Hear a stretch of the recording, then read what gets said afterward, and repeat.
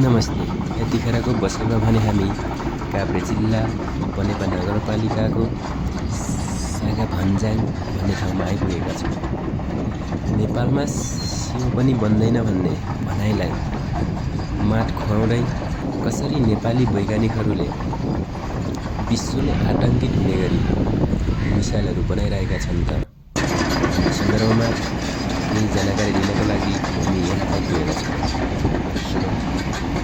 केही भनाइ यो विश्वमै आतंकित हुने भन्दा पनि निस्वार्थ मातृभूमिको रक्षा, देशको रक्षा र वीर गोर्खालीको नामको लागि नाम सधैँभरि उच्च रहोस् भन्नको लागि हामीले यसमा अमल गरिरहेका छौँ। धन्यवाद।